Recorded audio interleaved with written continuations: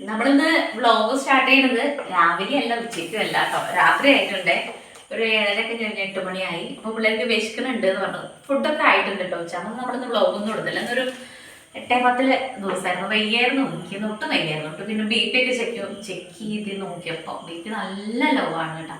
അപ്പൊ അത് കാരണം തോന്നുന്നു എനിക്ക് 2 ദിവസമായിട്ട് ഈ ഒരു ക്ഷീണവും കാര്യമൊക്കെ. അപ്പൊ അതിന് നോക്കിയായി വരുവോളം ഭയങ്കര ആഞ്ചലുണ്ട് തലയ്ക്ക്, ഒരു മപ്പൊക്കെ. അപ്പൊ അതൊന്ന് പോണ വരെ ഒരു ഉഷാറിലൊന്നും ബ്ലോഗ് പോയിട്ട് ഒരു ഷോർട്സ് പോലും ഒന്നും എടുത്തിട്ടില്ല. ലൈവ് പോണെന്ന് വിചാരിച്ചു ഒന്നും നടന്നില്ല കേട്ടോ 2 ദിവസമായിട്ട്.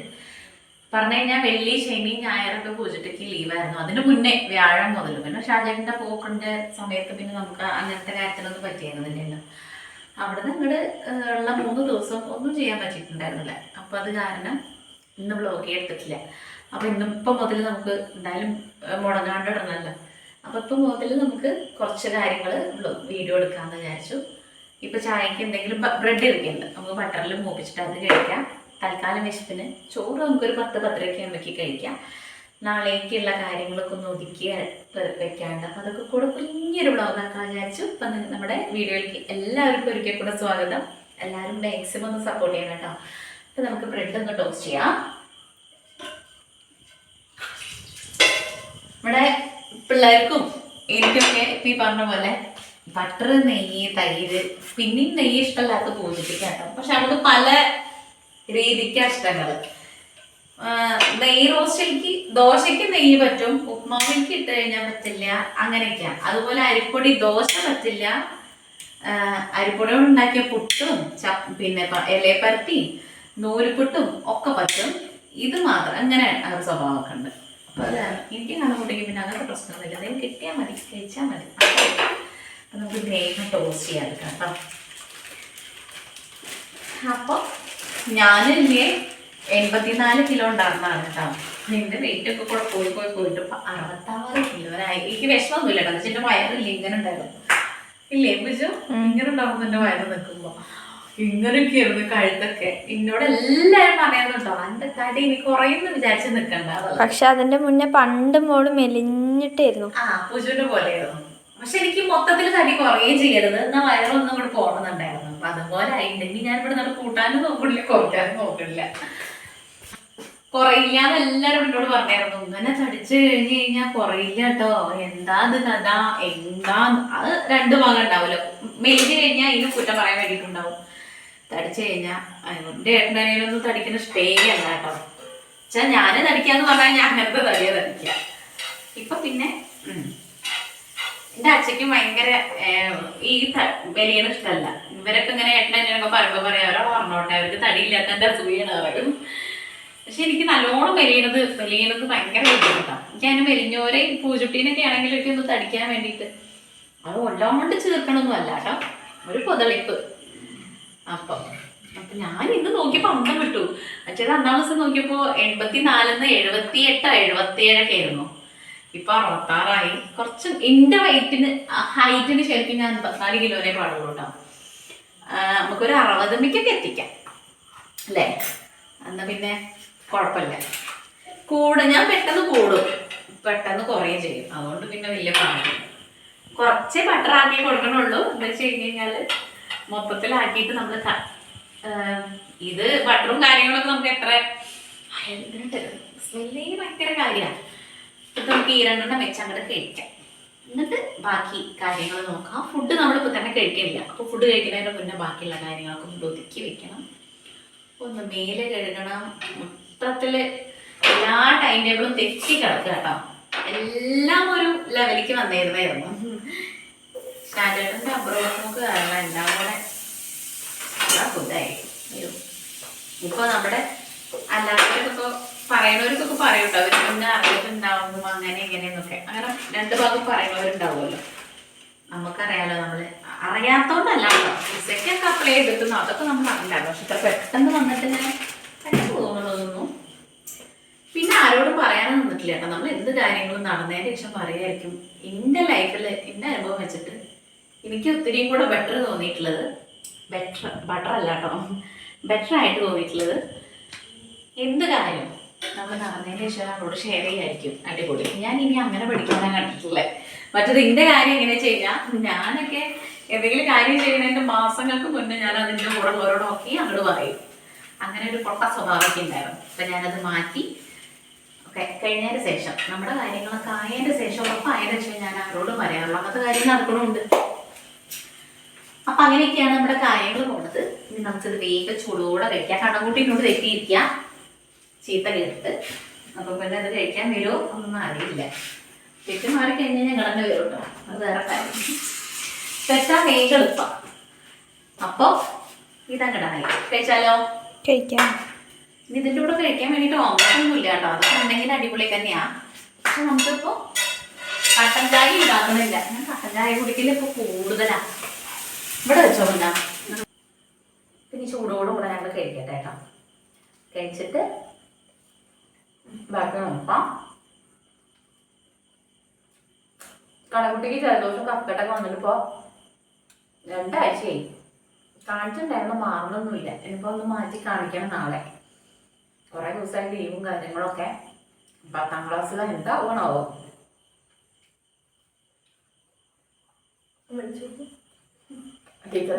അല്ല കണ്ണാ തെറ്റി കഴിഞ്ഞാൽ വരും. എടുത്തേക്കാം.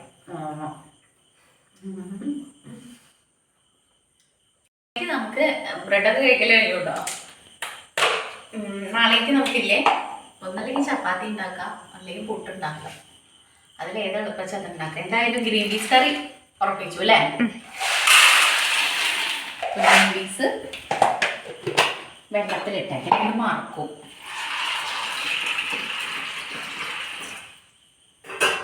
അതങ്ങോട്ട് ഒരു ഭാഗത്തേക്കാക്കിയിട്ട് നമുക്ക് നാളികേരം ചേർക്കാണ്ട് ഉപ്പേരിക്ക് അറിയാൻ വേണ്ടിയിട്ടുണ്ട്. അപ്പോൾ നമുക്ക് കുറച്ച് പച്ചക്കറി പോയി എടുത്തിട്ട് വരാം ഫ്രിഡ്ജിൽ നിന്ന്. ബാ, ഇതിപ്പോൾ വഴുതനങ്ങ ഉപ്പേരി ഉണ്ടാക്കി കോവയ്ക്ക. അത് രണ്ടും വലിയ പിടുത്തമില്ലാത്തതുകൊണ്ട് നമുക്ക് ക്യാരറ്റിൽ പിടിച്ചാലോ? ക്യാരറ്റ് ഉണ്ടാക്കാം ഉപ്പേരി. നാളികേരൊക്കെ ചേർത്തിട്ട്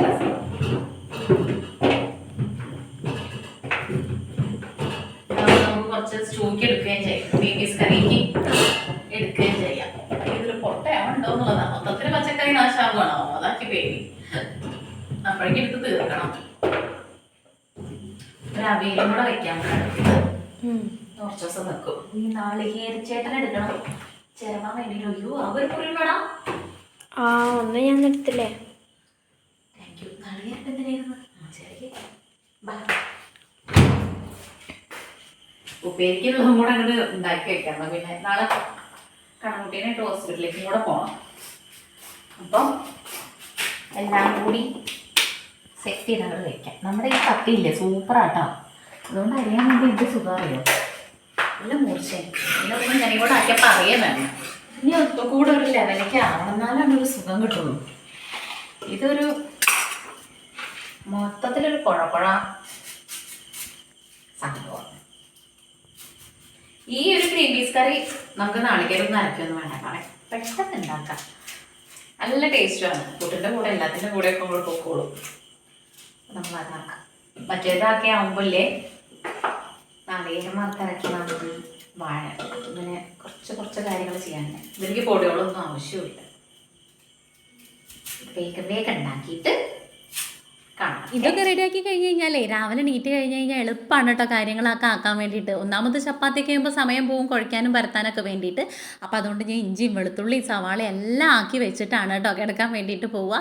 പക്ഷേ വയ്യാത്ത സമയങ്ങളും നമുക്കൊരു മൂടില്ലാത്ത സമയങ്ങളൊക്കെ ആണെങ്കിൽ ഞാൻ തലേ ദിവസത്തൊക്കെ ഒരുക്കി വെക്കും. അല്ലെങ്കിൽ രാവിലെ വലിയ പാടായിരിക്കും. ഈ അന്തം വിട്ട് കുന്തം പോലെ നിൽക്കണത് മാറണം എന്നുണ്ടെങ്കിൽ കുറച്ച് സമയം പിടിക്കും എനിക്ക് കേട്ടോ.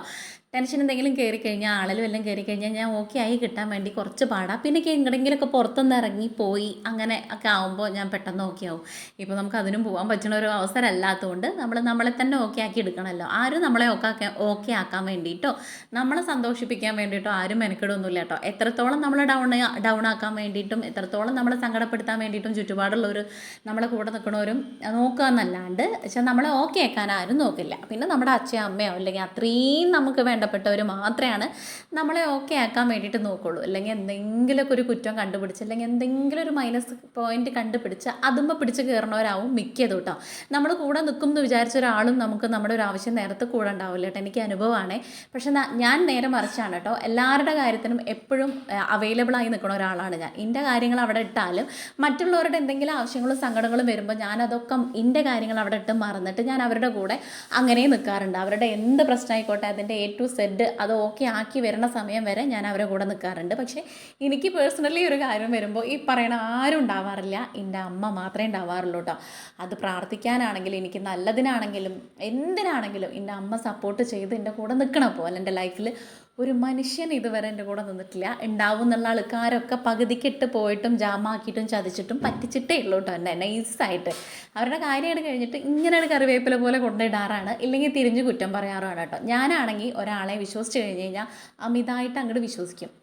വെച്ചാൽ എൻ്റെ A to Z കാര്യങ്ങൾ അവരോട് പറയും, ഷെയർ ചെയ്യും.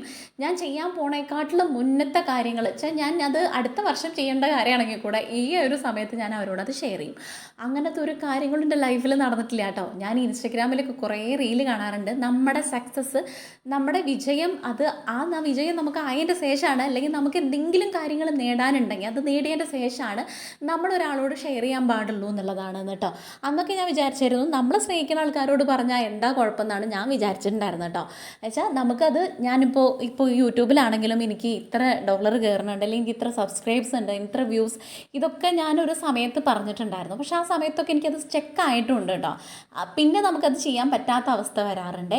ഇപ്പം ഞാൻ ഒരു കാര്യങ്ങളും ഒരാളോടും എൻ്റെ അമ്മ പൂജു കണ്ണൻ വെച്ചാൽ എനിക്ക് വേണ്ടപ്പെട്ട ഒരു 3-4 ആൾക്കാരെ ഒഴിച്ച് വേറെ ഒരാളോടും ഞാൻ ഷെയർ ചെയ്യാറില്ല, അത്ര ബെസ്റ്റ് ഫ്രണ്ട് ആണെങ്കിൽ പോലും കേട്ടോ.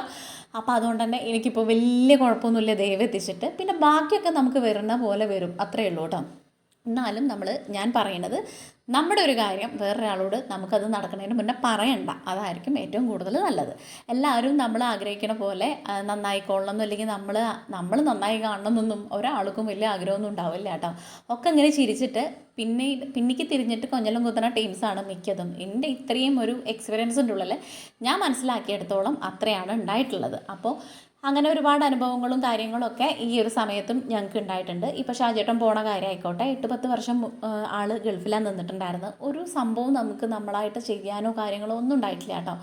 ഓരോരോ ആവശ്യങ്ങളുണ്ടാവും അവരുടേതായിട്ടുള്ള കുടുംബത്തേക്കും കാര്യത്തിലേക്കും അവിടേക്കും ഇവിടേക്കും ഒക്കെ ആയിട്ടല്ലാതെ ഞങ്ങളുടെ കാര്യങ്ങൾ ഞങ്ങൾക്ക് ചെയ്യാൻ വേണ്ടിയിട്ട് പറ്റിയിട്ടില്ല. എന്നുവെച്ചാൽ ഞങ്ങൾ ആരും ബുദ്ധിമുട്ടിക്കാണ്ട് നമ്മൾ ഇങ്ങനെ ഒതുങ്ങിക്കൂടി ജീവിക്കുന്ന ആൾക്കാരാണ്. പക്ഷേ നമ്മളെ മെക്കിട്ട് കയറാൻ വേണ്ടിയിട്ട് കുറേ ആൾക്കാരിങ്ങനെ ചുറ്റും നിൽക്കില്ലേ, നമ്മളിങ്ങനെ കൊത്തി വലിക്കാൻ വേണ്ടി നിൽക്കുക എന്ന് പറയുന്ന കുറച്ച് ടീംസുകളുണ്ട്. നമ്മുടെ കാര്യങ്ങൾ അപ്പുറത്ത് പോയി ചോദിച്ചറിഞ്ഞ് നമ്മളെ അങ്ങനെ എന്താ പറയുക, അത്രയും നെഗറ്റീവായിട്ടുള്ള പറ്റം കൂട്ടത്തിൻ്റെ ആൾക്കാരെന്ന് ഞാനിപ്പോൾ ഒന്നിങ്ങോട്ട് മാറി നിന്നപ്പോൾ എനിക്ക് ശ്വാസം വിടാൻ വേണ്ടി പറ്റുന്നുണ്ട്, സന്തോഷിക്കാൻ വേണ്ടി പറ്റുന്നുണ്ട്, എനിക്കെല്ലാം ചെയ്യാൻ വേണ്ടിയിട്ട് പറ്റുന്നുണ്ട്. മറ്റേതെന്താ അറിയാമോ, ഇതിങ്ങനെ ഓരോ നെഗറ്റീവ് നമുക്ക് ഓരോ ദിവസം വരികയാണ്, കോള് വരികയാണ്, അങ്ങനെ ഇങ്ങനെ. എനിക്ക് പേഴ്സണലി ഒരാളുടെ കാര്യം അറിയാൻ താല്പര്യമില്ലാത്ത ആളാണ്. എൻ്റെ കാര്യങ്ങൾ വേറൊരാൾ ചെയ്യണത് എനിക്ക് ഇഷ്ടമല്ല കേട്ടോ. എന്നുവെച്ചാൽ നമുക്കൊരാളെ വീട്ടിലെന്താ നടക്കുന്നത്, ഇല്ലെങ്കിൽ അവർ എങ്ങടാ പോയി, ഇല്ലെങ്കിൽ അവരങ്ങനെ പോയോ, അയ്യോ അവർക്കത് കിട്ടിയോ എന്ന് പറഞ്ഞിട്ട് അങ്ങനെ അവരെ ശപിക്കാനും പ്രാകാനും ഇല്ലെങ്കിൽ അവരെ പറയാനോ അതിനൊന്നും എൻ്റെ ലൈഫിൽ എനിക്കും എൻ്റെ പിള്ളേർക്കും ഷാജേട്ടനും നേരമില്ല. ഞങ്ങളങ്ങനെ ചെയ്യാറുമില്ല. ഞങ്ങൾക്ക് അങ്ങനെ അറിയാൻ വേണ്ട, കേൾക്കാൻ വേണ്ട. അപ്പോൾ ഇത് ഒരുപാടായപ്പോൾ ഞാൻ പറയണത് എന്താ വെച്ചാൽ ഈ നെഗറ്റീവ് തോട്ട്സ് എന്തായാലും നമ്മളത് അവിടെ സ്റ്റോപ്പ് ചെയ്യുക. നമുക്കറിയാമല്ലോ, ഇത് കേൾക്കുമ്പോൾ നമുക്ക് ഇറിറ്റേറ്റ് ചെയ്യും, ബുദ്ധിമുട്ടാണ്. ചിലർക്ക് ഇത് കേൾക്കുന്നത് വലിയ ഇഷ്ടമായിരിക്കും പറയണത് കേട്ടോ. അങ്ങനത്തെ ടീംസല്ല ഞാൻ പറയണത്. ഇങ്ങനെ കുറേ കേൾക്കുമ്പോൾ നമ്മുടെ മക്കളും അതേ ഒരു മൈൻഡിലേക്ക് പോകും. അവർക്കും ഇത് പറയാൻ വേണ്ടിയിട്ടും ചെയ്യാൻ വേണ്ടിയിട്ടൊക്കെ ഒരു ഇൻട്രസ്റ്റും കാര്യങ്ങളൊക്കെ വരും. അപ്പോൾ നമ്മൾ ആ സംഭവം അവിടെ സ്റ്റോപ്പ് ചെയ്ത് കഴിഞ്ഞ് കഴിഞ്ഞാൽ നമ്മൾ മാത്രം നമ്മളൊരു സർക്കിളിൽ നമുക്ക് വേണ്ടപ്പെട്ടവരെ മാത്രമായിട്ട് കൊണ്ടുപോയി കഴിഞ്ഞ് കഴിഞ്ഞാൽ ഒരു പാടുമില്ല, ഹാപ്പിയാ, അടിപൊളിയാ, സീനില്ല, അങ്ങനെ അങ്ങോട്ട് സ്മൂത്തായിട്ട് പോവാം. അങ്ങനെ ഇപ്പോൾ ഞാൻ പഠിക്കാൻ തുടങ്ങിയപ്പോൾ ഏറെക്കുറെയൊക്കെ ഞാൻ ഓക്കെയാണ് കേട്ടോ. അപ്പോൾ നമ്മുടെ രാത്രിയിലത്തെ എല്ലാ ഒരുക്കവട്ടാളങ്ങളൊക്കെ കഴിഞ്ഞു, അരിയലും പെറുക്കലും കഴിഞ്ഞു, കിച്ചണൊക്കെ വൃത്തിയാക്കി. എത്ര വയ്യാന്ന് പറഞ്ഞിരുന്നാലും നമ്മൾ ചെയ്യേണ്ട കാര്യങ്ങൾ നമ്മൾ നല്ല കറക്റ്റായിട്ട് മര്യാദയ്ക്ക് ചെയ്ത് കഴിഞ്ഞാൽ വലിയ പാടില്ല. അതെന്തായാലും അങ്ങനെ തന്നെ കേട്ടോ. ലൈഫിലെ കാര്യമായാലും നമ്മുടെ പേഴ്സണലിലെ കാര്യമായാലും എന്ത് കാര്യമാണെങ്കിലും നമ്മൾ കറക്റ്റ് ആണെങ്കിൽ അവിടെ ഒരു പ്രശ്നവും വരില്ല. അപ്പോൾ അതുപോലെ നമ്മളെ കാര്യങ്ങളും കറക്റ്റായിട്ട് മുന്നോട്ട് കൊണ്ടുപോകാൻ ഒരു ടൈം ടേബിൾ. ഇപ്പോൾ നമ്മൾ ഷാജേട്ടൻ പോയതിൻ്റെ ഒരു ടെൻഷനിൽ കുറച്ചൊക്കെ അങ്ങോട്ടും ഇങ്ങോട്ടും പാളിയിട്ടൊക്കെ ഉണ്ട്. നമ്മൾ കറക്റ്റ് ട്രാക്കിലേക്ക് വരും. അടിപൊളി വീഡിയോസ് ആയിട്ടൊക്കെ വരും. ഇപ്പോൾ പൂജിറ്റി ഫുഡ് കഴിക്കാൻ വേണ്ടിയിട്ട് ഇരിക്കുകയാണ് കേട്ടോ. കണ്ണൻകുട്ടിക്ക് വേണ്ടാന്ന് പറഞ്ഞു. അപ്പോൾ ചോറും ഉപ്പേരിയും ചിക്കൻ ഉണ്ടായിരുന്നു ഉച്ചക്കത്തെ, കുറച്ചേ ഉണ്ടായിരുന്നുള്ളൂ കേട്ടോ. അവർ അതിൻ്റെ ഇടയിലും ഒക്കെ എടുത്ത് കഴിക്കുമ്പോൾ കഴിഞ്ഞു സംഭവം പറഞ്ഞു കഴിഞ്ഞാൽ. എന്നാലും കുറച്ചൊക്കെ കണ്ടതൊക്കെ മതി കഴിക്കാൻ വേണ്ടിയിട്ട്. ഇന്നിങ്ങനെ അങ്ങോട്ട് പോട്ടെ എന്ന് വിചാരിച്ചു കേട്ടോ. അപ്പോൾ ചോറ് വേണ്ട, അതിൻ്റെ ഇടയിൽ ആൾ കഴിച്ചിട്ടുണ്ടായിരുന്നു കണ്ണൻകുട്ടി. അവൾ കഴിച്ചപ്പോൾ ആൾക്ക് ചട്ടി തുടയ്ക്കാൻ വേണ്ടിയിട്ടൊരു പൂതി. ആളും കൂടെ വന്നിട്ടുണ്ട് കേട്ടോ. ഫുഡ് വേണ്ടാന്ന് പറഞ്ഞ ആളായിരുന്നു കേട്ടോ. ചട്ടി തുടയ്ക്കാൻ ഞാനാണ് വെച്ചിട്ടുണ്ടായിരുന്നത്. പിന്നെ എനിക്ക് വിശക്കണില്ലാത്തതുകൊണ്ട് ഞാനത് കഴിക്കണില്ല എന്ന് വിചാരിച്ചു. അപ്പോൾ കണ്ണൻകുട്ടി പറഞ്ഞത് കളയണ്ട, ഞാൻ കഴിച്ചോളാം. അപ്പോൾ ഉപ്പേരി എല്ലാം കൂടെ അതിൽ കൊണ്ടിട്ടപ്പോൾ ഞാൻ പറഞ്ഞു ഉപ്പേരി വേറെ ഇട്ട് പൊന്നാ പാത്രത്തിൽ. എന്താ വെച്ചാൽ ഈ മസാല ചോറിൽ മൊത്തത്തിൽ പൊനച്ച് കഴിക്കാൻ വേണ്ടിയിട്ടാണ് ടേസ്റ്റ് ചെയ്യുന്നത്. ഇതിൻ്റെ ഇടയിൽ ഞാനൊന്ന് തളർത്താൻ വേണ്ടിയിട്ട് പറഞ്ഞു ചട്ടി തുടച്ചാൽ മീശ ഉണ്ടാവില്ല എന്ന്. ആൾക്കാണെങ്കിൽ അത് കേട്ടപ്പോൾ ഒരു എക്കശം കേട്ടോ. ആ പറഞ്ഞ ഡയലോഗിലാണ് എന്നെ ഒന്ന് നോക്കിയത് കേട്ടോ കുറച്ച് നേരം. അയ്യോ ഇനിയിപ്പോൾ മീശ വരില്ലേന്ന് വിചാരിച്ചിട്ട് ഒരു അന്തമിട്ടൊരു നോട്ടന്നെ നോക്കിയിട്ടുണ്ടായിരുന്നു കേട്ടോ. അപ്പോൾ ഞാൻ പറഞ്ഞു ഇല്ല കുഴപ്പമൊന്നുമില്ല, മീശയൊക്കെ ഉണ്ടാവും, ഞാൻ വെറുതെ പറഞ്ഞതാ. വലിയമാമനും കുഞ്ഞുമാമനൊക്കെ ഇഷ്ടം പോലെ ചട്ടിയൊക്കെ തുടച്ച് വടിച്ച് കഴിച്ചവർ, അവർക്കൊക്കെ മീശ ഉണ്ട്, പേടിക്കണ്ട എന്ന് പറഞ്ഞത് കേട്ടോ. അങ്ങനെ നമ്മുടെ കുഞ്ഞ് നൈറ്റ് വ്ലോഗ് ഇത്രയേ ഉള്ളൂ. നമ്മുടെ വീഡിയോ ഇഷ്ടമാണെങ്കിൽ സബ്സ്ക്രൈബ് ചെയ്യുക, ലൈക്ക് ചെയ്യുക, ഷെയർ ചെയ്യുക, കമൻറ്റ് ചെയ്യുക. അതുപോലെ സബ്സ്ക്രൈബ് ചെയ്യാതെ ഒരുപാട് കൂട്ടുകാർ കാണുന്നുണ്ട്. നിങ്ങളൊന്ന് എല്ലാവരും ഒന്ന് മാക്സിമം സപ്പോർട്ട് ചെയ്യണം. അതുപോലെ ഹൈപ്പ് ചെയ്യാൻ വേണ്ടിയിട്ടും മറക്കരുത് കേട്ടോ. അപ്പോൾ നാളെ നല്ലൊരു വീഡിയോ ആയിട്ട് കാണാം എല്ലാവർക്കും. Tata bye, see U.